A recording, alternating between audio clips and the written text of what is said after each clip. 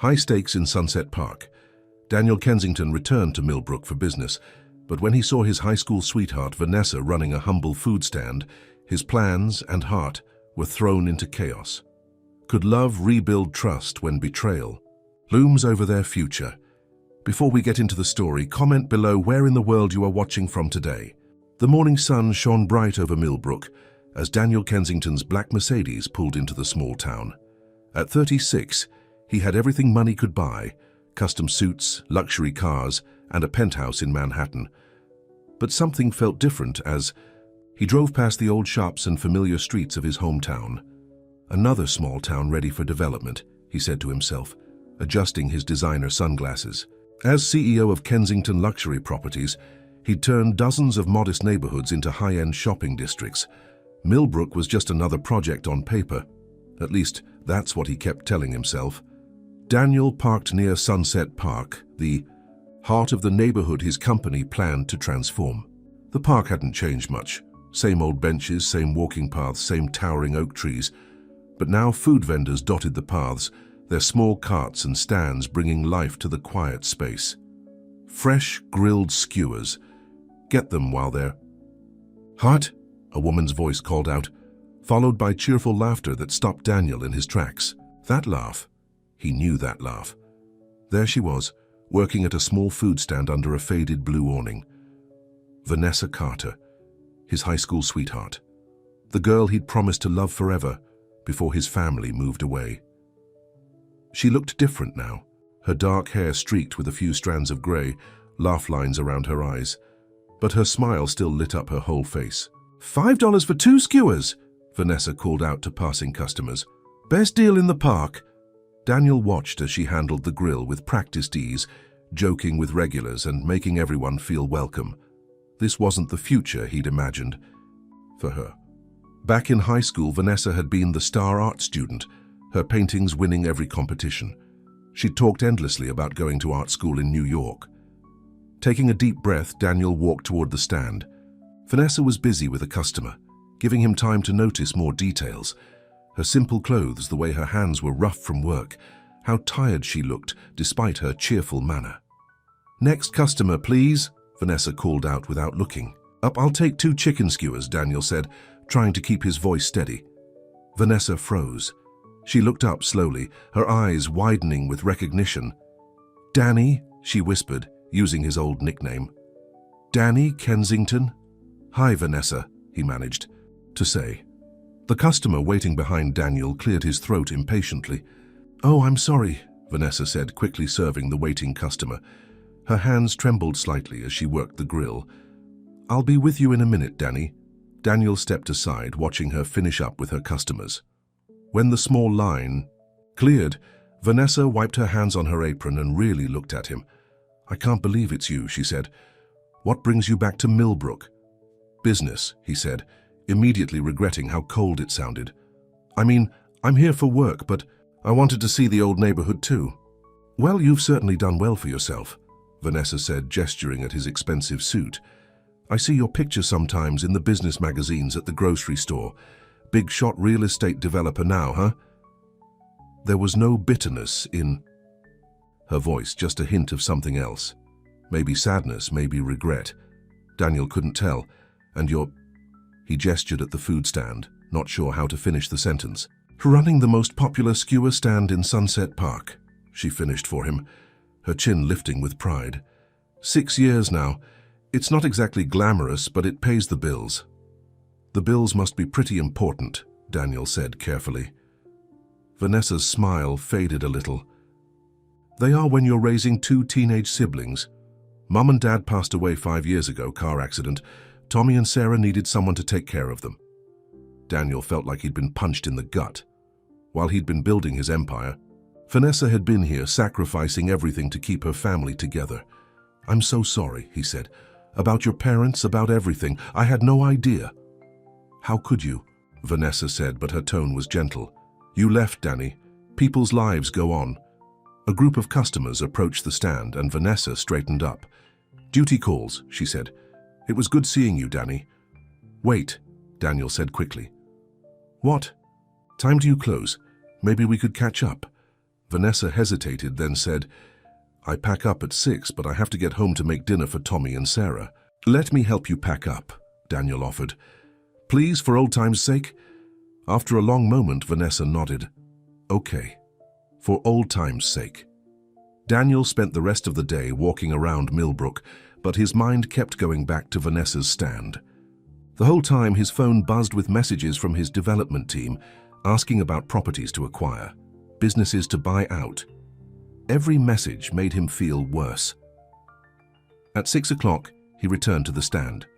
Vanessa was already starting to clean up, her movements efficient from years of practice. "You actually came back," she said, sounding surprised.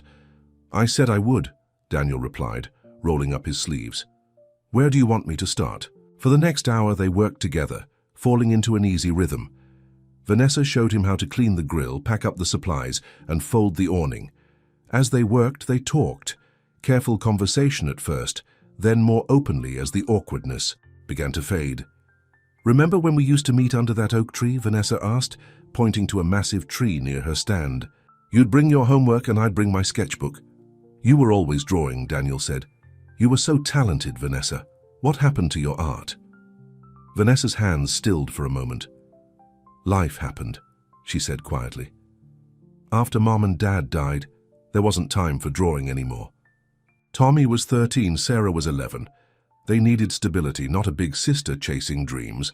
Daniel watched her lock up the stand's cash box, noticing how she carefully counted out bills and separated them into different envelopes. "Rent," she explained, catching his look, "and utilities, and Sarah needs new school shoes. The responsible thing would be to tell her about the development plans now, warn her that this park, her livelihood, might not be here much longer." But looking at her sorting those bills, thinking about her siblings, Daniel couldn't do it. "Let me give you a ride home," he said instead. "It's getting dark." "In that fancy car of yours?" Vanessa laughed. "The neighbors will talk." "Let them," Daniel said, helping her load the last of her supplies into her old cart. "Besides, I think you deserve a ride in a Mercedes after all that work." Vanessa looked at him for a long moment, then smiled. A real smile, like the ones she used to give him in high school. "Okay, Danny, but just this once." As they drove through the quiet streets of Millbrook, Daniel couldn't help noticing how Vanessa kept running her hands over the leather seats, trying not to look too impressed. He also couldn't help noticing how his chest tightened every time. She smiled. "Turn here," she directed him, pointing to a modest street lined with small houses. "The blue one with the white trim." Daniel pulled up in front of her house. The paint was peeling, and the front steps needed repair, but bright flowers bloomed in window boxes, and warm light spilled from the windows. "Thank you for the ride," Vanessa said, gathering her things. "And it really was good to see you." "Danny!" "Vanessa!" he called as she reached for the door handle. "Would it be okay if I stopped by your stand again tomorrow?" She paused, then turned to look at him. "Why?" "Because I'd like to talk more," he said honestly. "Because seeing you today made me realize how much I missed you." Vanessa's expression softened. "I'm there every day from 10 to 6, she said. "But Danny, a lot has changed. We're not those kids under the oak tree anymore." "I know," he said, "but maybe that's okay." She nodded slowly, then got out of the car. Daniel watched her walk up to her house where two teenagers, Tommy and Sarah, he assumed, were waiting at the door. Just before going inside, Vanessa turned and waved. Daniel sat there long after she'd gone inside, listening to the crickets chirp and watching the porch light cast shadows on the peeling paint. Finally, he pulled out his phone and looked at the dozens of messages about the development project. "I'm sorry," he typed to his team, "but we need to put everything on hold. I need more time to evaluate the situation." As he drove back to his hotel, Daniel couldn't stop thinking about the way Vanessa's eyes still crinkled when she smiled, or how her laugh still sounded exactly the same. He also couldn't stop thinking about how he was going to tell her that his company wanted to tear down everything she'd built. But that was tomorrow's problem. Tonight, for the first time in years, Daniel Kensington felt like Danny again, the boy who used to sit under an oak tree, watching the girl he loved draw pictures of the future she dreamed of. The next morning, Daniel woke up early in his hotel room for the first time in years. He skipped his usual breakfast meeting. Instead, he changed into casual clothes, just jeans and a simple button-down shirt. His development team kept calling, but he sent them all to voicemail. At exactly 10 o'clock, he was back at Sunset Park. Vanessa was setting up her stand, struggling with the heavy awning pole. "Need a hand?" Daniel asked, walking up. "Danny!" Vanessa jumped, nearly dropping the pole. "I didn't really expect you to come back." "I said I would," he replied, taking hold of the pole. "Here, let me help." Together, they got the awning up in half the usual time. Daniel noticed Vanessa was wearing a pretty blue blouse today, though she quickly covered it with her work apron. "You too." "I didn't have to dress up for me," he teased. Vanessa blushed. I mean, Sarah picked it out. She was very excited that you might come back." "Tell me about them," Daniel said, helping her set up the grill. "Your brother and sister." Vanessa's face lit up. "Tommy's 18 now, starting community college in the fall. He's smart, gets straight A's. And Sarah's 16, artistic like I used to be. They're good kids. It hasn't been easy, but they're worth every sacrifice." "And you? Do you ever do anything for yourself?" Vanessa laughed, but it wasn't her usual happy laugh. "Single mom, well guardian, running a food stand, there's not much time for that." Before Daniel could respond, customers started arriving. He watched as Vanessa transformed into her cheerful work persona, joking with regulars and making everyone feel special. "You're good at this," he said during a quiet moment. "Had to be," she replied, cleaning the grill. "Nobody wants to buy food from someone who looks sad. Speaking of which, don't you have important business meetings to attend?" Daniel shrugged. "They can wait." The famous Daniel Kensington putting business on hold. "I'm shocked. Maybe I found something more important." Their eyes met for a moment, but Vanessa quickly looked away. "Danny, don't. We're not kids anymore. You can't just come back after 18 years and expect what?" Before she could answer, a teenage girl came running up to the stand. She had Vanessa's dark hair and bright eyes. "Nessa," the girl called out. "Oh, is this him?" "Sarah," Vanessa sighed. "Shouldn't you be in school?" "It's lunch period. I wanted to see if the rumors were true." Sarah turned to Daniel. "So you're Danny, the one from all of Nessa's old pictures?" "Sarah?" Vanessa's face turned red. Daniel grinned. "She kept pictures of me." "A whole box in the attic," Sarah said. "She looks at them sometimes when she thinks we're sleeping." "Don't you have to get back to school?" Vanessa interrupted, mortified. Sarah laughed. Fine, but you should invite him to dinner, Nessa. Tommy wants to meet him too." After Sarah left, an awkward silence fell between them. Daniel tried not to look too pleased about the pictures comment. "She seems great," he said finally. "She's impossible," Vanessa replied, but she was smiling. "And she's right. Would you like to come to dinner? It won't be fancy, just meatloaf and potatoes, but I'd love to," Daniel said quickly. 7 o'clock, that gives me time to clean up here and get everything ready. Let me help you close up again." "You don't have to keep doing that, I want to." The rest of the day passed quickly. Daniel met more of the regular customers, learned how to work the grill, and even handled the cash box while Vanessa took a quick break. Every time their hands accidentally touched, he felt like a teenager again. At 6, they packed everything up together. This time, Daniel insisted on driving her home right away so she'd have more time to prepare dinner. "It doesn't have to be perfect," he assured her, seeing how nervous she was. "Easy for you to say," Vanessa replied. "You probably eat at 5-star restaurants every night. And I can't remember the last time I had a home-cooked meal."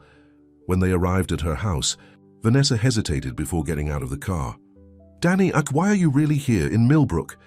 Daniel felt his stomach twist with guilt. "I told you business." "What kind of business? Can we talk about it later?" "After dinner?" Vanessa studied his face for a moment, then nodded. "Okay, but promise me you'll be honest." "I promise." At 7, sharp, Daniel returned to Vanessa's house.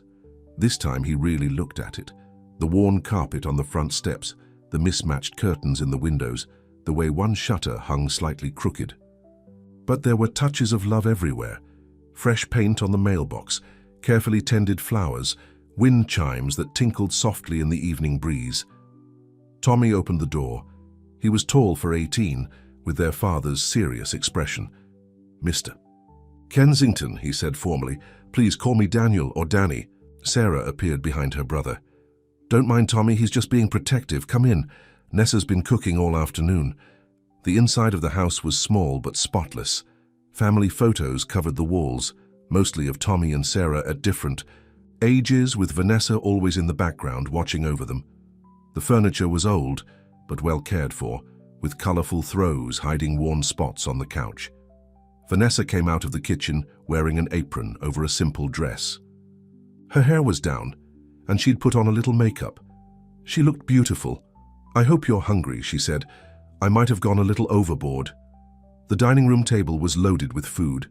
Not just meatloaf and potatoes, but green beans, fresh, rolls and what looked like apple pie for dessert. "Nessa stress cooks," Sarah explained. "She's been nervous all day." "Sarah," Vanessa and Tommy said at the same time. Daniel laughed. "Well, it all looks amazing." During dinner, Daniel learned more about their lives. Tommy worked part-time at the library while studying. Sarah was on the school paper and helped with the stand on weekends. They were clearly close, finishing each other's sentences and sharing inside jokes. "Tell us about New York," Sarah said, eagerly. "Is it as exciting as it looks on TV?" "Parts of it," Daniel replied. "But honestly, sitting here with you all, this is nicer." He caught Vanessa's eye across the table. She was watching him with a soft expression he remembered from their high school days. After dinner, Tommy and Sarah insisted on cleaning up, leaving Daniel and Vanessa alone on the front porch. The evening air was warm and fireflies were starting to come out. "Thank you for dinner," Daniel said. "It was wonderful." "Thank you for coming," Vanessa replied. "The kids really liked you, even Tommy, though he tried to act tough." "And what about you?" Vanessa turned to face him. "Danny, you never answered my question. What kind of business brought you back to Millbrook?" Daniel took a deep breath. He had to tell her the truth, but before he could speak, Vanessa's phone rang. "It's Mrs. Jenkins," she said, looking at the screen. "She watches Tommy and Sarah sometimes. I should take this." While Vanessa answered the phone, Daniel looked out at the quiet street. Kids were playing basketball down the block. A couple walked their dog past the house, waving hello. This wasn't just a development opportunity anymore. This was a real community. Vanessa's community. "Sorry about that," Vanessa said, coming back. "Now you were going to tell me something." Daniel looked at her, really looked at her. The way the porch light softened her features, the touch of flour still on her sleeve from baking, the trust in her eyes. "I was going to say," he started, then changed his mind. "I was going to say thank you for giving me a chance to be part of your world again." Vanessa smiled and touched his hand. "You're different than I expected. When I first saw you yesterday, I thought you'd be a stuck-up businessman. Something like that. But you're still Danny. Somewhere under those expensive clothes, you're still the boy I used to know." The guilt in Daniel's chest grew heavier. He had to tell her about the development plans, but not tonight. Tonight he just wanted to sit here on her porch, holding her hand and watching the fireflies dance. Inside they could hear Sarah playing the piano, something soft and sweet. Tommy was singing along quietly, making Vanessa laugh. "They're showing off for you," she said. "I don't mind," Daniel replied. "This is the most peaceful I've felt in years." They sat in comfortable silence for a while, until Tommy called out that it was getting late. "Ever the responsible one," Vanessa said, standing up. "He gets that from having to grow up too fast." "You all did," Daniel said softly. At the bottom of the porch steps, Vanessa stopped him. "Will I see you tomorrow? Try and keep me away." She reached up and straightened his collar, just like she used to do in high school. "Good night, Danny." "Good night, Vanessa." As Daniel drove back to his hotel, his phone buzzed again. Messages from his development team, from his board of directors, from contractors eager to start work. He ignored them all. For the first time in his career, Daniel Kensington had found something that mattered more than business. He just didn't know how to keep it without destroying everything Vanessa had built. The next few days fell into a sweet routine. Every morning, Daniel helped Vanessa set up her stand. During the day, he'd alternate between making calls from his hotel room and spending time at the park. In the evenings, he'd help her close up and often join the family for dinner. but his peaceful bubble was about to burst. "Mr. Kensington," his assistant's voice came through the phone early one morning. "The board is demanding answers. The developers need to start work next month, and we haven't even begun buying out the local businesses." Daniel rubbed his temples. "Tell them I'm still evaluating the situation. Sir, the plans were approved months ago. The investors are getting nervous." "I need more time," Daniel snapped, then softened his tone. "Just handle it, okay? That's what I pay you for." But time wasn't on his side. As he walked to the park that morning, he saw people gathered around Vanessa's stand. They weren't customers. They were angry business owners. "Is it true?" Mrs. Chen from the flower shop demanded as he approached. "They're turning the park into a shopping mall?" Vanessa was standing behind her grill, face pale. "Danny, what are they talking about?" Daniel's heart sank. This wasn't how he wanted her to find out. "There's been a misunderstanding," he started, but Mr. Rodriguez from the deli cut him off. "No misunderstanding. My cousin works for the city planning office. Kensington Luxury Properties bought half the block already. They're tearing everything. Down next month." Vanessa gripped the edge of her stand. "Danny, tell me this isn't true." The look in her eyes broke his heart. "Vanessa, I can explain." "Are you here to destroy our neighborhood?" Her voice cracked. "All this time you were just, spying on us?" "No, it's not like that. I came here for business, yes, but then I saw you and everything changed." "Changed how?" Mrs. Chen demanded. "The contracts are signed. The permits are approved." Other park vendors were gathering now. Daniel recognized faces from his visits over the past week. People who had welcomed him, shared their stories, trusted him. "The development can be modified," he said desperately. "We can work something out." "Work something out?" Vanessa's voice was quiet but sharp. "Like what? You'll give us a nice corner in your fancy mall? Put my little food stand between a Gucci store and a wine bar?" "Vanessa, please." "All this time," she continued, "you were just buttering us up, getting close. To my family, making us trust you. Was any of it real?" Daniel reached for her hand across the stand, but she pulled away. "All of it was real. My feelings for you—" "Don't." Vanessa's eyes filled with tears. "Just don't." Tommy and Sarah pushed through the crowd. Someone at school had told them about the development plans. "Is it true?" Tommy demanded. "You're the one trying to kick us out?" Sarah just stared at Daniel, her earlier admiration replaced with hurt and betrayal. "Nobody's kicking anyone out," Daniel tried to explain. "The development plan includes fair compensation for all affected businesses." "Fair compensation?" Vanessa laughed bitterly. "Do you know how many of our customers live in the apartments you're planning to tear down? Do you know how many families depend on affordable stores like Mrs. Chen's? We can revise the plans, make them more community-friendly." "Community-friendly?" Mr. Rodriguez scoffed. "Like those other neighborhoods you've developed, where nobody who actually lives there can afford to shop." The crowd was getting bigger. Daniel saw faces in every shop window, people filming with their phones. This would be all over social media by lunch. "Vanessa," he pleaded, "can we talk about this privately? I think you've said enough." She untied her apron with shaking hands. "Tommy, Sarah, help me pack up. We're closed for the day." "But Nessa," Sarah protested, "what about the rent money? We'll figure something out." Vanessa's voice was firm, but Daniel could hear the fear behind it. "Let me help," he said, moving toward the stand. "Stay away from my sister." Tommy stepped between them.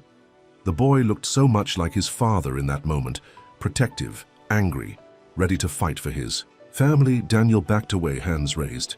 "I never meant to hurt anyone." "But you did," Vanessa said, not looking at him. "You hurt everyone." The crowd watched in hostile silence as the Carter siblings packed up their stand. Daniel stood helplessly, watching the family he'd grown to care about pull away from him. Back at his hotel, Daniel's phone wouldn't stop ringing. His assistant, the board, the developers, everyone wanted answers. But all he could think about was the look in Vanessa's eyes when she learned the truth. He pulled up the development plans on his laptop. The sleek renderings showed high-end boutiques, luxury apartments, a gourmet food court.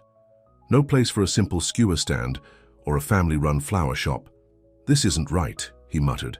His assistant called again. "Mr. Kensington, the board has..." Called an emergency meeting. They're expecting you in New York tomorrow morning. Cancel it. Sir, cancel everything. I need to fix this. Daniel spent the night pacing his hotel room, looking at old photos on his phone. Vanessa laughing at the grill, Sarah playing piano after dinner, Tommy finally cracking a smile during their basketball game last Sunday. How had he let himself fall so deep without telling them the truth? The next morning he went to the park early, but Vanessa's stand remained closed. He tried her house, but nobody answered. The neighbors just glared at him from behind their curtains. At the flower shop, Mrs. Chen was putting up a going out of business sign. Happy now? She asked when she saw him. 40 years I've had this shop. My children grew up here. My husband died here. But what does that matter to people like you? I'm going to make this right, Daniel told her.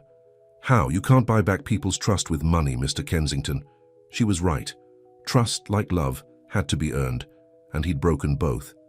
Daniel sat on a park bench, the same one where he used to watch Vanessa draw. His phone buzzed again. The board was threatening to remove him if he didn't show up for the meeting. Let them, he thought. Some things were worth losing everything for. He pulled up his email and started typing, "To the board of directors, I am formally withdrawing Kensington Luxury Properties from the Millbrook Development Project.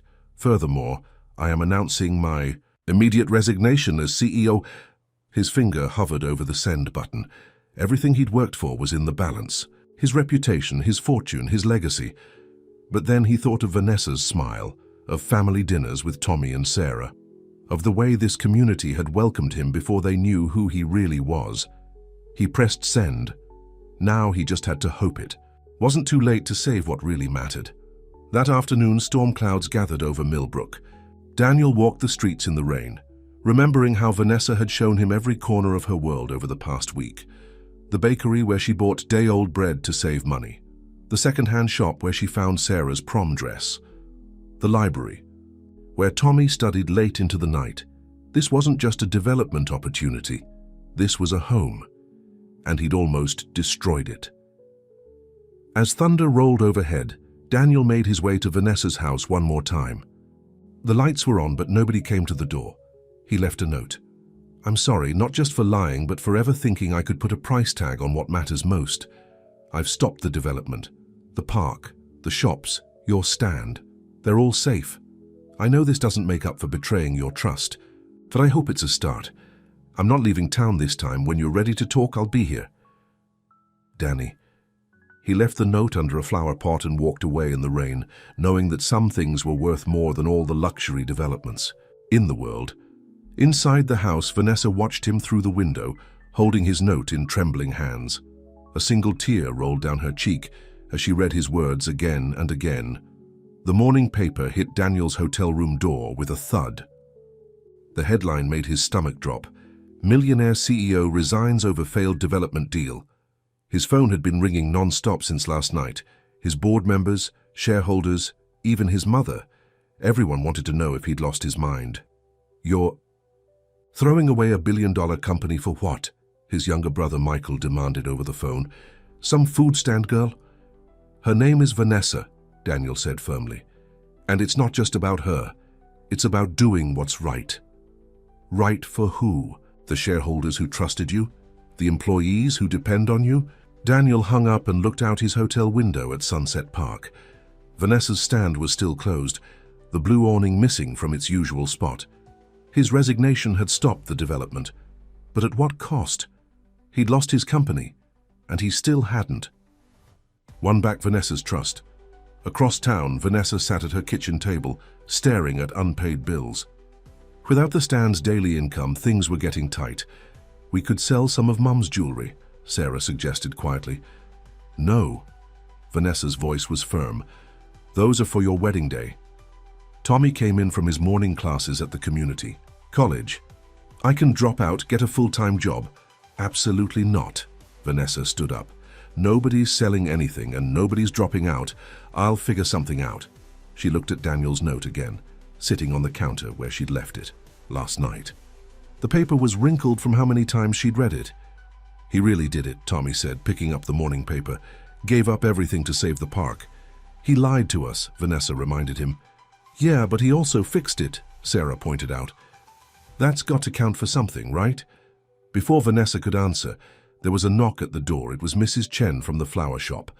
"Have you seen the news?" she asked, waving her phone.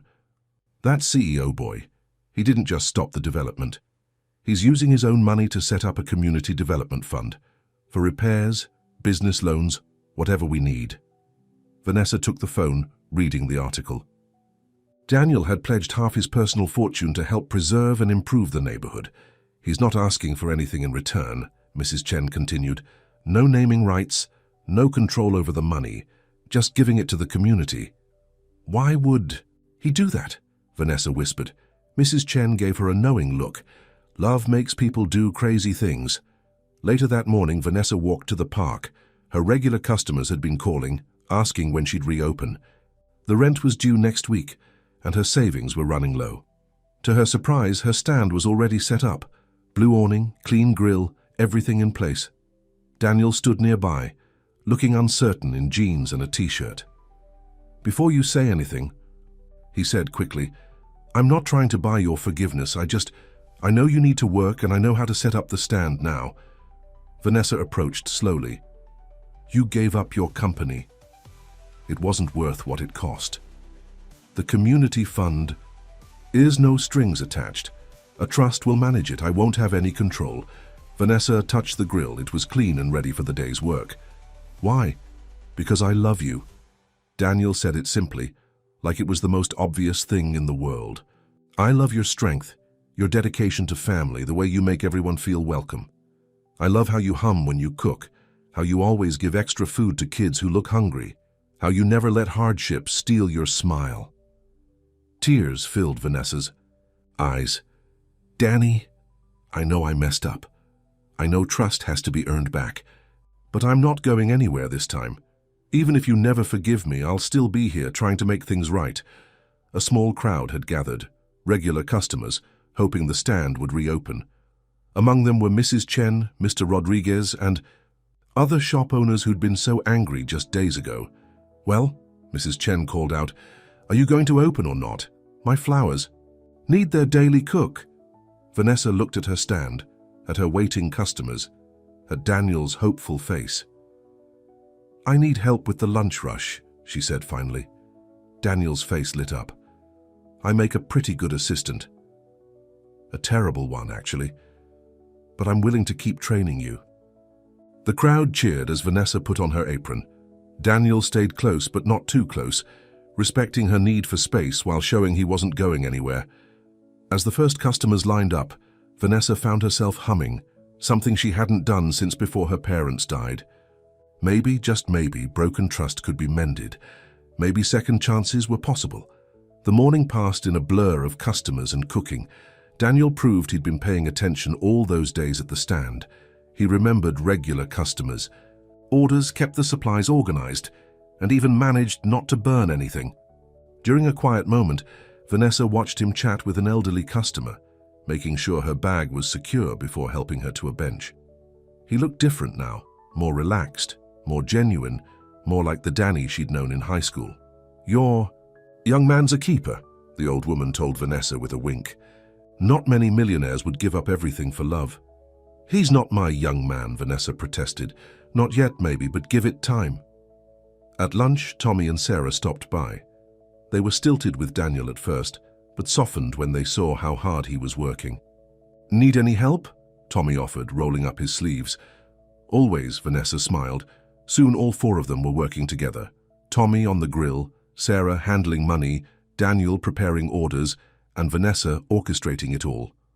They moved around, each other like a well-practiced dance, laughing at small mistakes, celebrating tiny victories. As the day wound down, Daniel helped clean up just like before, but this time felt different, more honest, more real. "Will you come to dinner?" Sarah asked him as they packed the last supplies. Daniel looked at Vanessa, waiting for her answer.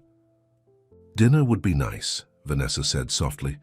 "But Danny, I know. One day at a time." That evening, as they sat around the dinner table, the conversation was more cautious than before, but also more genuine. Daniel talked about growing up with money but feeling empty, Vanessa shared stories about her parents that she'd never told him before. "Mom would have liked you," Sarah declared.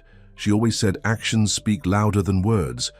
And giving up $1 billion company speaks pretty loud," Tommy added. After dinner, Daniel and Vanessa sat on the porch swing, keeping a careful distance between them. "I meant what I said," Daniel told her, "about not going anywhere. Even without your company, your fancy life. None of that made me happy. Today did. Helping at the stand, having dinner with family, seeing you smile again." Vanessa was quiet for a moment.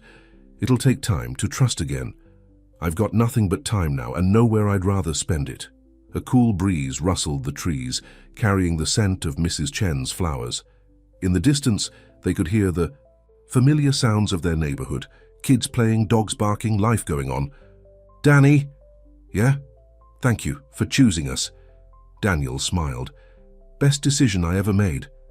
They sat there until the stars came out, not touching, not rushing, just being.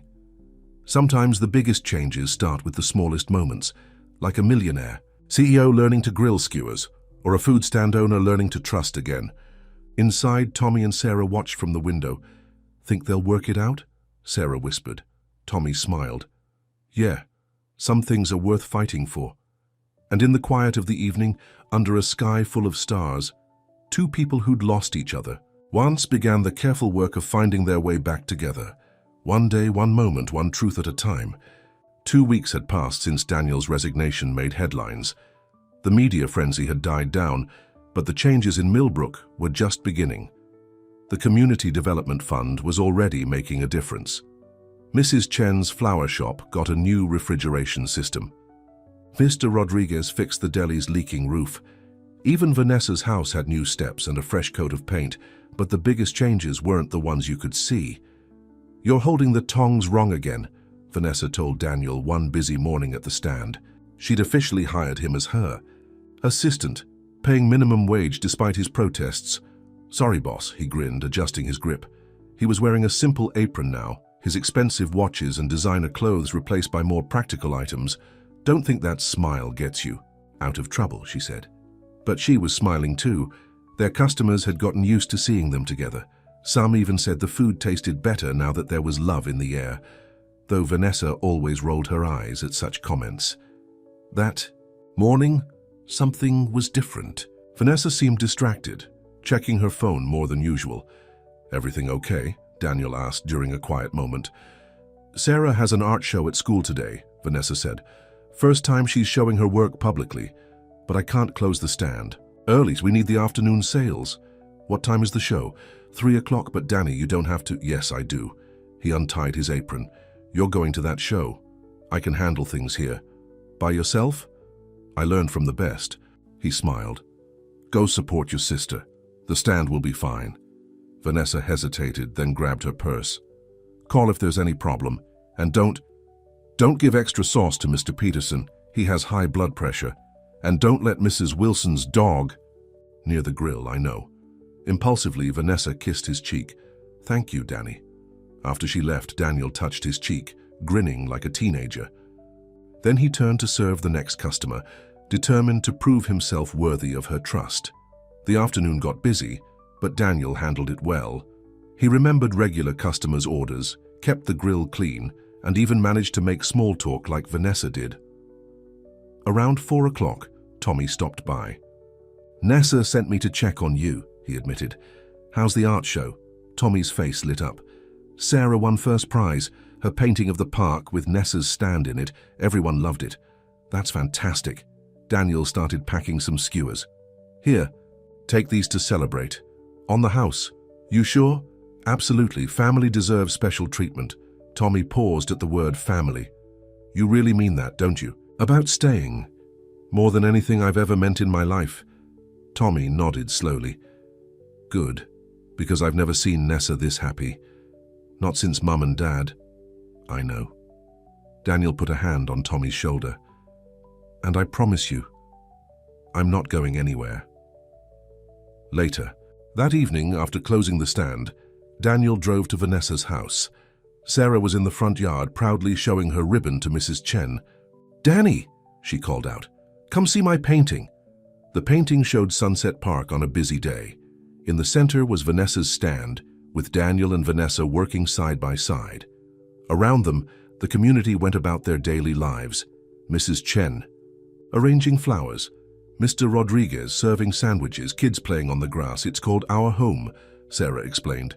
See, I painted everyone who makes the park special. Daniel studied the painting, throat tight with emotion. This was what he'd almost destroyed. Not just buildings and businesses, but a whole community, a family. It's beautiful, he managed to say. The school wants to hang it in the main hall, Vanessa said, coming to stand beside him. And guess what? The art teacher thinks Sarah has real talent. She's talking about college scholarships. Really? Daniel turned to Sarah. That's amazing. I couldn't have done it without you, Sarah said quietly. After you stopped the development, it made me believe in happy endings again. Inside, Tommy had ordered pizza to celebrate. As they ate, Sarah talked excitedly about art schools, while Tommy shared news about his own college plans. Danny, Vanessa said suddenly, would you help me get drinks from the kitchen? In the kitchen, Vanessa turned to face him. I've been thinking. Sounds serious. It is. She took a deep breath. The community fund, it's helping so many people, but some of us still need business advice, help with permits, that sort of thing. Okay. And you have experience with that? Real experience, not just money. Daniel waited, not daring to hope. So I was thinking, Vanessa continued, maybe you could start a small business consulting firm here in Millbrook, help local shops grow, but stay true to what they are. You want me to stay? Permanently? Well, the kids like having you around, and you're not completely terrible at the stand anymore. And Vanessa stepped closer. And I'm falling in love with you again. The real you this time. Daniel's heart soared, but he kept his voice steady. Are you sure? After everything? You gave up everything to save our home. You work minimum wage at a food stand. You remember Mrs. Wilson's dog and Mr. Peterson's blood pressure. She smiled. If that's not real love, I don't know what is. Daniel pulled her into his arms, and this time she didn't pull away. Their first real kiss was interrupted by cheers from the doorway. Tommy and Sarah had been watching. Finally, Sarah exclaimed, Can we show him the surprise now? What surprise? Daniel asked. Vanessa took his hand. Come on. They led him upstairs to a small room he'd never seen before. Inside was a desk, a computer, and a simple sign that read, Kensington, Community Business Services.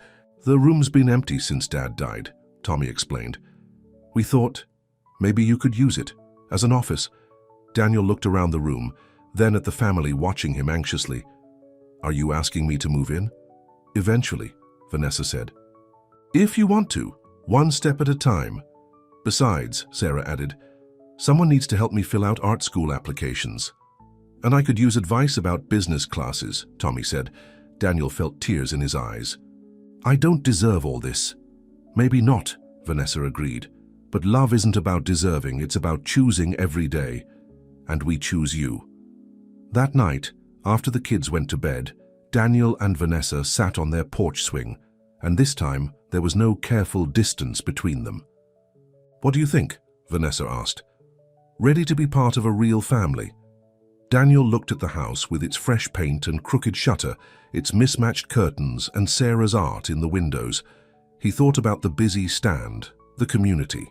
That had forgiven him, the second chance he'd been given. I think, he said, pulling Vanessa closer, I'm finally home.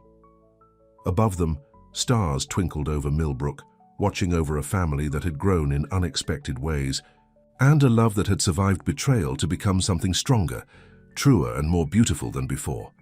Just as things were settling into a happy routine in Millbrook, trouble arrived in a sleek black limousine. Daniel, darling. Patricia Kensington's voice cut through the peaceful morning at the food stand. Daniel's mother stood out in her designer suit and pearls, looking completely out of place among the park's casual atmosphere. Mother? Daniel nearly dropped the tongs he was holding. What are you doing here? Rescuing you, of course. Patricia wrinkled her nose at the food stand. This little adventure of yours has gone on long enough. Vanessa stepped forward, wiping her hands on her apron. You must be Mrs. Kensington. I'm Vanessa. Patricia barely glanced at her.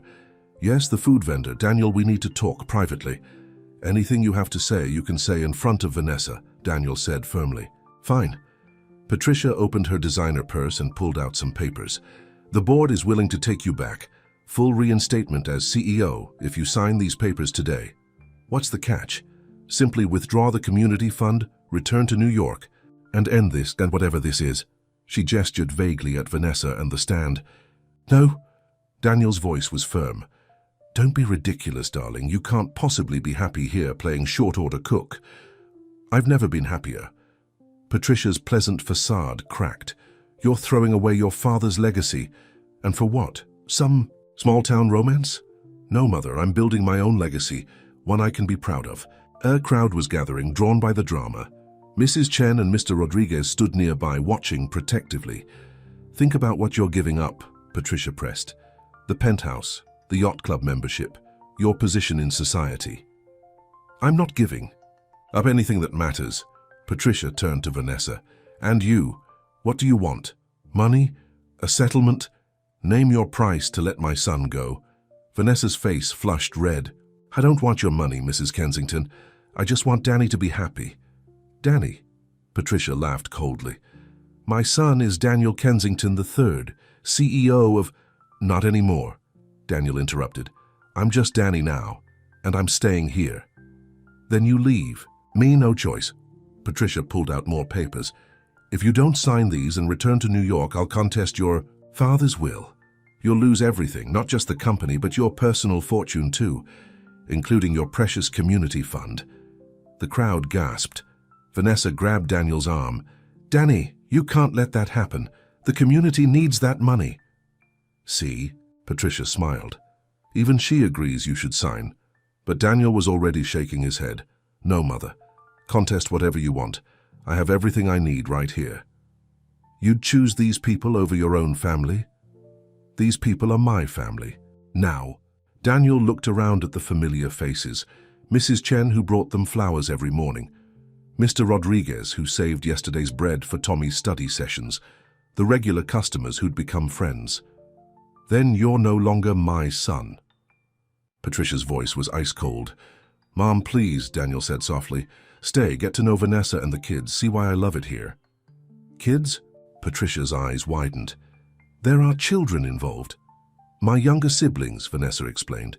Tommy and Sarah. They're wonderful, if you'd like to meet them. For a moment, something flickered in Patricia's eyes. Loneliness, perhaps, or regret. But she straightened her shoulders and turned away. You have until tomorrow to change your mind, she said, walking back to her limousine. After that, the lawyers take over. After she left, the crowd slowly dispersed, but the tension remained.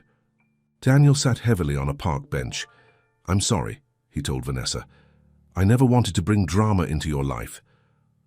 Our life, she corrected, sitting beside him. We're in this together now, remember? But the community fund will figure something out.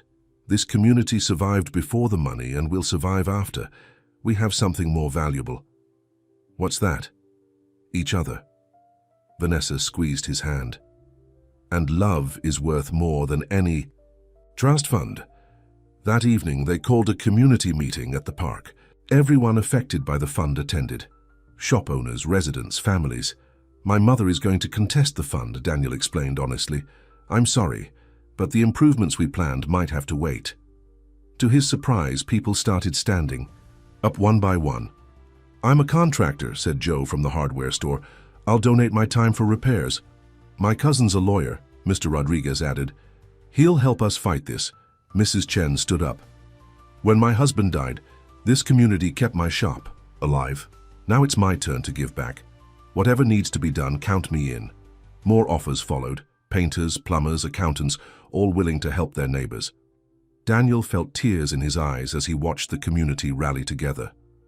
Later, that night, Tommy and Sarah insisted on a family meeting. We've been saving, Tommy announced, pulling out a jar of money, for college, but we want you to have it, to fight Grandma Kensington. Absolutely not, Daniel and Vanessa said together. That's your future, Daniel added. You're our future, Sarah insisted. All of us, together. Daniel hugged them both, still amazed by how quickly they'd become his family. Just then, there was a knock at the door. To everyone's shock, Patricia Kensington stood there looking uncertain. "I've been sitting in my hotel room," she said quietly, looking at old photos of Daniel as a child when he used to laugh like he does now. "I haven't seen him that happy in years." She stepped inside hesitantly. "I'm not saying I approve, but perhaps I could stay for dinner. Get to know these children you mentioned, Vanessa." And Daniel exchanged looks. Then Vanessa smiled. "We're having meatloaf, nothing fancy, but there's plenty to share." "I've never had meatloaf," Patricia admitted.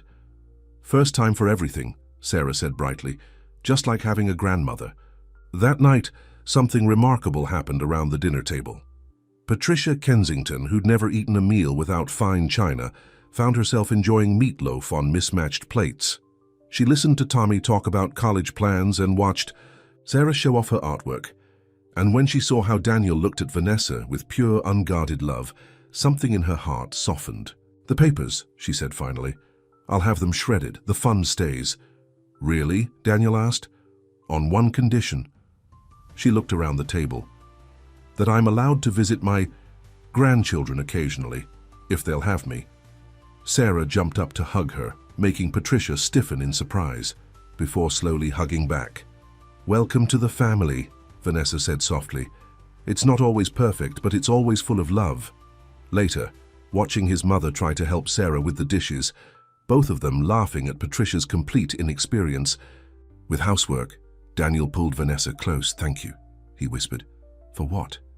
"For showing my mother what real family looks like." Outside, the stars shone over Millbrook, watching over a family that had grown in the most unexpected way, proving that sometimes the richest people are the ones who measure wealth not in dollars, but in love. The late summer air was thick with excitement as Sarah ran into the food stand waving an envelope. It came," she shouted, nearly knocking over a tray of skewers. "Careful," Vanessa laughed, steadying the tray. "What came?" "The letter from the art school." Sarah's hands trembled as she held the envelope. "I'm too nervous to open it." Daniel wiped his hands on his apron. In the 3 months since his mother's visit, he'd become a permanent fixture at the stand and in the family's life. "Want me to open it?" he offered. Sarah shook her head. "We have to wait for Tommy. He should be here any minute." As if on cue, Tommy came running up, still wearing his library work uniform. "Did she open it yet?" "We were waiting for you," Vanessa said, turning down the grill. A small crowd of regular customers gathered around, everyone invested in Sarah's future. "Okay." Sarah took a deep breath. "Here goes." The sound of tearing paper seemed impossibly loud. Sarah's eyes scanned the letter, and for a moment, her face was unreadable. "I got in," she whispered. Then louder, "I got in, full scholarship." The crowd erupted in cheers. Mrs. Chen threw flower petals in the air. Mr. Rodriguez started handing out free sandwiches to celebrate. Vanessa hugged Sarah tight, trying to hide her tears. "Mom and Dad would be so proud." "We're all proud," Daniel added, joining the hug. Then he looked at Tommy. "And I hear we might have more good news?" Tommy grinned. "I got accepted to the business program at State University. Between my grades and the community scholarship." "2 college kids," Mrs. Chen exclaimed. "Vanessa, your parents are smiling down from heaven today."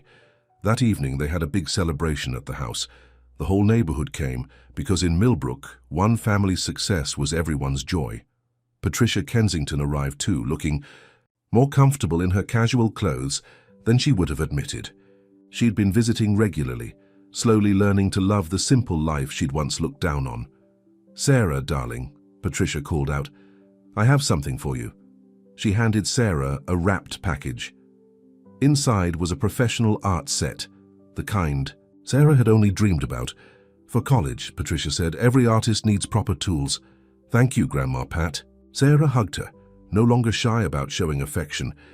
Daniel watched his mother melt into the hug, still amazed at how much she'd changed. Later, as the party wound down, Vanessa found Daniel sitting on their porch swing. "Penny for your thoughts?" she asked. "Just thinking about family," he said, pulling her close. "How it grows, changes, surprises you." "Speaking of surprises," Vanessa took a deep breath. "The kids are leaving for college soon." Yeah? The house is going to feel pretty empty. Daniel turned to face her. What are you saying? Maybe it's time you moved in. Officially, not just spending most nights here, but really moved in. Are you sure? Danny, you practically live here already. You have more clothes in the spare room than at your hotel. You cook breakfast every morning. You fixed the leaky faucet last week. True, he smiled, but living together is a big step. Bigger than giving up your company for me. Bigger than facing down your mother. Bigger than learning to grill skewers. Daniel laughed. When you put it that way. So, Vanessa's eyes sparkled. Want to make it official? Instead of answering, Daniel pulled a small box from his pocket. I was going to wait, but maybe this is the perfect moment. Vanessa's breath caught as he opened the box. Inside was a simple but beautiful ring. I'm not asking for an immediate answer, Daniel said quickly. I know we're still rebuilding trust, but I want you to know that I'm all in. Whether it's moving in together or marriage someday, or just grilling skewers side by side, I want everything with you. Tears rolled down Vanessa's cheeks. Danny, is that a good cry or a bad cry? Good. Definitely good. She wiped her eyes. And yes. Yes to moving in, or yes to everything. Vanessa smiled through her tears. Yes to moving in, yes to someday, yes to side-by-side skewers for the rest of our lives. Inside the house, Tommy and Sarah watched through the window as Daniel slipped the ring on their sister's finger. Think they know we're watching, Sarah whispered. Probably. Tommy smiled. But they're too happy to care. Patricia appeared behind them. Should we go congratulate them? Not yet, Sarah said. Let them have this moment. On the porch, Daniel and Vanessa sat wrapped in each other's arms, watching the fireflies dance. In the gathering dusk, I can't give you a fancy life, Vanessa said softly. I had a fancy life, it was empty. Daniel kissed her forehead. This is better. This is real. A cool breeze carried the scent of Mrs. Chen's flowers and Mr. Rodriguez's fresh bread. Somewhere down the street, kids were playing basketball. The sounds of their neighborhood, their home, surrounded them. The kids are going to be okay, Vanessa said, more to herself than Daniel. Of course they are. They've got your strength, your heart. And now they've got you too. Daniel touched the ring on her finger. Forever. The next morning they opened the stand together like always. But something was different. A lightness in their steps. A glow that couldn't be hidden. About time. Mrs. Chen called out when she saw the ring. Soon the whole park knew. Not that it was a surprise to anyone. They'd all watched this love story unfold, day by day, skewer by skewer. You know what this means? Mr. Rodriguez said with a grin. We're going to have the biggest wedding this park has ever seen. Oh no, Vanessa protested. Something small, simple. But looking at the joy on her neighbors' faces, she knew it was useless. In Millbrook, family celebrations belonged to everyone. As they worked side by side at the stand, stealing glances and secret smiles, neither Daniel nor Vanessa could believe how far they'd come. From a chance reunion to a future together, from broken trust to stronger love, from two separate lives to one shared journey. Happy? Daniel asked, bumping her hip as they passed each other. More than I ever thought possible, Vanessa replied, and it was true. Because sometimes the best love stories don't need fancy restaurants or expensive gifts. Sometimes they just need a food stand, a supportive community, and two hearts brave enough to try again. The ring caught the sunlight as Vanessa worked, its sparkle less bright than her smile, but just as constant. Just like their love, not flashy or perfect, but real and lasting and growing stronger every day. Despite Vanessa's wishes for a small wedding, the whole neighborhood had other plans. Every morning, someone new showed up at the food stand with ideas and offers to help. My cousin's a DJ, one regular customer said. He'll do the music for free. I can make the cake, offered Mrs. Thompson from the bakery. Consider it my wedding gift. Even Mr. Rodriguez had started experimenting with fancy appetizer recipes. For the reception, he explained, we can't serve just regular sandwiches. At Millbrook's wedding of the year. Our wedding of the year, Vanessa groaned, dropping her head on Daniel's shoulder during a quiet moment at the stand. They're excited, he laughed, kissing her hair. Let them be happy for us. But their peaceful morning was interrupted by the arrival of an unexpected visitor, Michael, Daniel's younger brother. "So this is where you've been hiding," Michael said, looking around the park with barely concealed disdain. "Mom said you were getting married, but I had to see it for myself." "Michael," Daniel's voice was cautious, "what are you doing here?" "Trying to save you from making another huge mistake." Michael pulled out his phone. "Have you seen the company's stock prices since you left? The shareholders are furious." "I don't care about the stock prices." "Well, you should, because they're suing you for breach of fiduciary duty." Vanessa grabbed Daniel's arm. "They can't do that, can they?" "They can try," Michael smirked. Unless what?" Daniel's eyes narrowed. "Come back. Just temporarily. Help. Stabilize things. You can keep your little community fund, keep playing small-town hero, but the company needs you." "No," Daniel said firmly. "I'm done with that life. Even if it means losing everything. They'll come after your personal assets." "Danny, the house you just bought, the money for your girlfriend's siblings' college."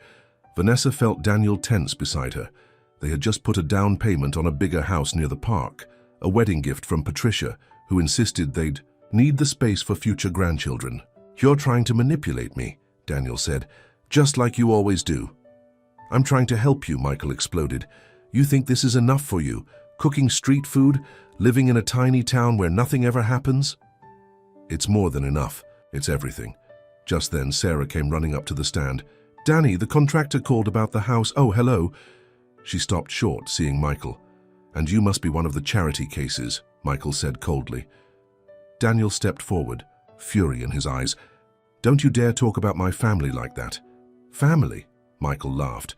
"You've known these people for what, 6 months?"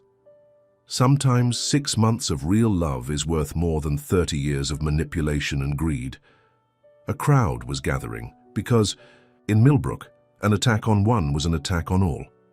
"You should leave," Mrs. Chen said firmly, stepping forward with her flower shears. "Before things get unpleasant," Mr. Rodriguez added, cracking his knuckles. Michael looked around at the hostile faces. "You're all crazy. This whole town is crazy." He turned to Daniel. "When this blows up in your face, don't come crying to me." After he left, Daniel sank onto a bench. "I'm sorry," he told Vanessa, "about the lawsuit, about Michael." "Hey." She sat beside him. "We've faced worse, remember? And we did it together." Sarah hugged them both. "Nobody messes with our family." That evening, they called an emergency family meeting. Tommy came home early from his summer job, and Patricia drove in from the city as soon as she heard. "Michael's always been jealous," Patricia explained. "Even as a child, he resented Daniel's position as heir to the company." "But can they really?" "Sue?" Tommy asked. He'd been studying business law in his summer classes. "They can try," Daniel said. "But I have documentation of everything I did." The community fund was legally established. The resignation was properly filed. "Still," Vanessa said quietly, "maybe we should postpone the wedding. Save the money in case—" "Absolutely not," Patricia interrupted. "I'll handle the lawyers. You two focus on your happiness." "Mum, you don't have to—" "Yes, I do." Patricia straightened her shoulders. "I spent too many years caring about the wrong things. It's time I fought for what really matters." Later that night, after everyone had gone to bed, Daniel and Vanessa sat on their favorite porch swing. "Are you sure about this?" Vanessa asked. "About us, the wedding, everything?" "More sure than I've ever been about anything." "Even with the lawsuit?" "Especially with the lawsuit." Daniel took her hand, running his thumb over her engagement ring. "Because now, I know what I'm fighting for." The next morning, they returned to the stand to find it decorated with flowers and ribbons. A sign read, "Future home of Mr. and Mrs. Kensington's famous skewers." "The community wanted to show their support," Mrs. Chen explained, "and remind you that love is stronger than any lawsuit."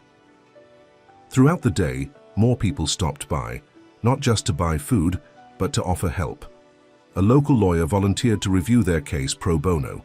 The bank manager assured them their mortgage was secure. Even the mayor dropped by to express her support. "See," Vanessa told Daniel during a quiet moment, "we're not alone." "We never were," he replied, watching Sarah help a young customer count her change, while Tommy chatted with college-bound customers about their plans. That afternoon, they got an unexpected call. It was from one of Daniel's old board members. The lawsuit's been dropped, he said. Apparently, several major shareholders threatened to pull their investments if they pursued legal action against the CEO who chose community over profit. You've become quite the folk hero, Daniel. After sharing the good news, they closed the stand early to celebrate. The whole park turned into an impromptu party, with Mrs. Thompson bringing day-old pastries and Mr. Rodriguez making his famous sandwiches. To love that's stronger than greed, Mrs. Chen toasted with her iced tea. To family that's stronger than fear, Tommy added. To a future built on trust, Daniel said, squeezing Vanessa's hand. As the sun set over Sunset Park, casting golden light over their celebrating neighbors, Vanessa looked at her unlikely family, her talented siblings, her reformed mother-in-law-to-be, her millionaire-turned-cook fiancé, and felt her heart could burst with joy. "What are you thinking?" Daniel asked, seeing her smile. "That some people spend their whole lives looking for riches," she replied, "when the real treasure is right here in a small park, in a small town with a big heart." Daniel pulled her close. "Speaking of the wedding, don't tell me you've been planning something too." "Well, I was thinking, what if we got married right here, in the park next to the stand where we found each other again?" Vanessa's eyes filled with tears. "It's perfect." Above them, the first stars appeared, twinkling, their approval of a love that had overcome every obstacle, growing stronger with each challenge, because sometimes the best things in life aren't the ones that come easily, but the ones you have to fight for. Just like a former CEO and a food stand owner who found that true wealth isn't counted in dollars, but in the love of family and community. The weeks leading up to the wedding turned Sunset Park into a bustling center of activity. Everyone had a role to play, and everyone took their responsibilities very seriously, sometimes too seriously. "The flower arrangements have to be perfect," Mrs. Chen insisted one morning, rearranging the test bouquets for the 5th time. "This isn't just any wedding. This is Vanessa and Danny's wedding." "And the food," Mr. Rodriguez was stress testing. His 10th version of fancy appetizers. "We need to show those fancy city guests that Millbrook knows how to throw a party." Vanessa watched it all with a mixture of amusement and anxiety. The simple park wedding she'd imagined had grown into something bigger, not luxurious or extravagant, but full of heart and community spirit. "Maybe we should elope," she joked to Daniel one morning at the stand. "Don't even think about it," Sarah called from where she was painting welcome signs. "I didn't design all these decorations for nothing." The biggest surprise came from Patricia, Kensington. Instead of pushing for a fancy city venue or expensive catering, she'd thrown herself into helping with the park wedding. "Do these chairs need cushions?" she declared, testing the park benches. "But not fancy ones, something comfortable, homey, like the park itself." Tommy found her one afternoon practicing how to make skewers at the stand. "Grandma Pat?" he asked, confused. "What are you doing?" "Well," she said, slightly embarrassed, "I thought, for the reception, I should learn to make at least one thing, to show I'm really part of the family." Word of the upcoming wedding spread beyond Millbrook. Some of Daniel's old business associates were surprised to receive invitations to a park wedding, but those who knew him best understood. This wasn't about putting on a show. It was about celebrating real love. 1 week before the wedding, Daniel and Vanessa were closing up the stand when they noticed Sarah looking troubled. "What's wrong, sweetie?" Vanessa asked. Sarah hesitated. I've been working on something for the wedding, but I don't know if it's good enough." She led them to the community center where she'd been taking art classes. There, on an easel, was a large painting. It showed Sunset Park through the seasons: spring flowers, summer crowds, autumn leaves, winter snow. But in every scene, the food stand was the heart of the painting, with Daniel and Vanessa working side by side. Around them, the community went about their lives, Mrs. Chen arranging flowers, Mr. Rodriguez making sandwiches, Tommy studying, Sarah painting. And in the center, barely noticeable unless you looked closely, were 2 figures sitting on a porch swing, watching over it all. "Those are Mom and Dad," Sarah explained softly. "I thought maybe they could be part of the wedding this way." Vanessa hugged her sister tight, both of them crying. Daniel wrapped his arms around them both. "It's perfect," he whispered. "Absolutely perfect." The painting became the centerpiece of their wedding decorations, a reminder of the love that had brought them all together. As the big day approached, the whole town pitched in to transform the park. Strings of lights were hung between trees. Simple white chairs were arranged in rows, each with one of Patricia's carefully chosen cushions. An arch made of flowers from Mrs. Chen's shop marked where the couple would stand. The food stand, freshly painted and decorated, would serve as part of the reception area. Daniel had insisted on it. This was where their story began again, after all. The night before the wedding, they had a relaxed rehearsal dinner in the park. Not a fancy restaurant meal, but potluck dishes brought by their neighbors, served on folding tables under the stars. "Remember when you first came back?" Tommy asked Daniel. "I was so suspicious of you." "You had every right to be," Daniel replied. "I wasn't honest about why I was here, but you were honest about what matters," Sarah added. "About loving Nessa, about wanting to be part of our family." Patricia raised her glass of iced tea. "To second chances," she said, "and to the family I never knew I needed." Later that night, following tradition, Daniel and Vanessa parted ways until the ceremony. He would stay at the hotel while she spent her last night as a single woman in their home with Sarah. "Nervous?" Sarah asked as they sat on the porch swing. "Little," Vanessa admitted. "Not about marrying Danny, that's the easiest decision I've ever made. But all those people tomorrow." "Just think of it as a busy day at the stand," Sarah suggested, "with better clothes and more crying." Vanessa laughed. "When did you get so wise?" "I had a good teacher." Sarah leaned her head on her sister's shoulder. "You gave up everything for us, Nessa. Your dreams, your art school plans. And look what I got in return. The best family anyone could ask for. Sometimes giving up one dream leads you to an even better one." Across town, Daniel stood at his hotel window, looking out at the park where he'd be married tomorrow. The lights, they'd strung up, twinkled in the darkness, making the whole place look magical. His phone buzzed, a message from Michael. "It's not too late to come to your senses." Daniel smiled and deleted the message without responding. His brother had chosen his path just as Daniel had chosen his, and he'd never been more certain he'd chosen right. The next morning dawned clear and beautiful, as if even the weather was celebrating with them. Mrs. Chen arrived at dawn to start on the flowers. Mr. Rodriguez began preparing his appetizers. The whole park hummed with excited activity. In her room, Vanessa looked at her simple white dress, nothing fancy but perfect for a park wedding. Sarah had added delicate embroidery around the hem, incorporating tiny food stand motifs that you'd only notice up close. "You look beautiful," Patricia said, coming in to help with her hair.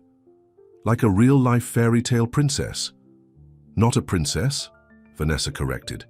"Just a girl who found love at a food stand." At the hotel, Daniel put on his suit, not an expensive designer one, but a well-made suit bought from the local men's shop. Tommy helped him with his tie, ready to officially become a Carter. Tommy asked. "I thought you were taking my name." "Yeah, but we all know who really runs this family," Daniel grinned. "True, and I wouldn't have it any other way."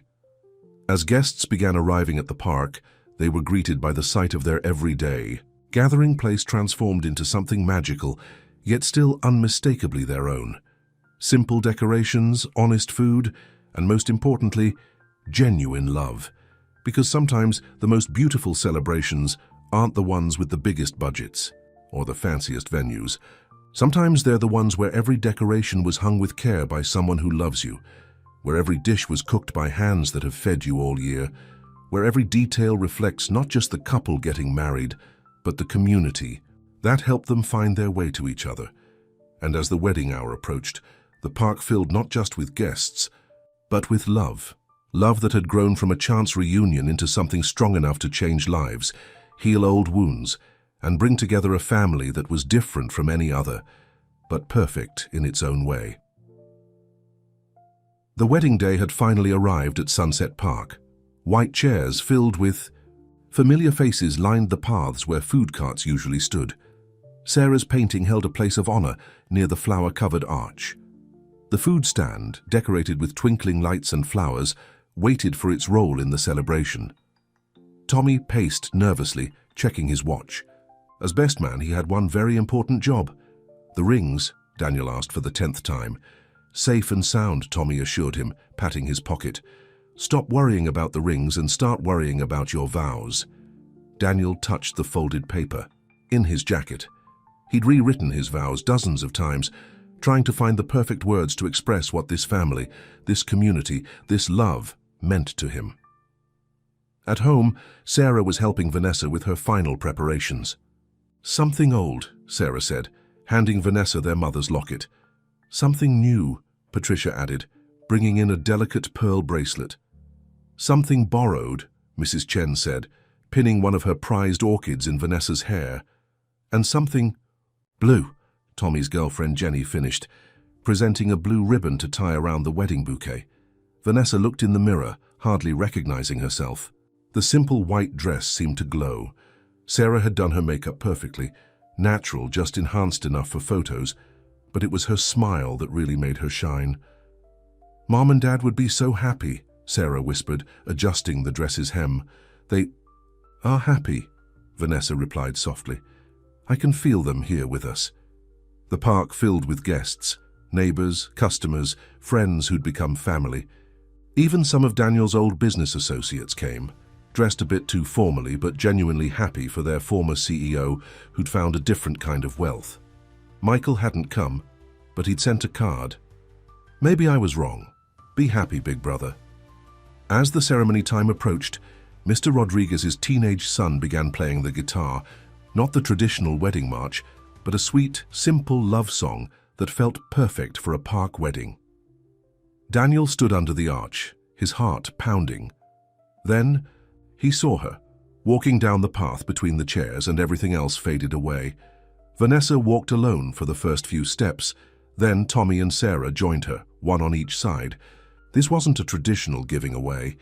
This was a family walking together toward their future. When they reached Daniel, both siblings hugged their sister, then embraced Daniel too. Take care of each other, Tommy said gruffly. We will, Daniel. Promised. The mayor of Millbrook, who'd insisted on performing the ceremony, smiled at the gathered crowd. We're here today not just to witness a wedding, she began, but to celebrate a love story that has touched our entire community.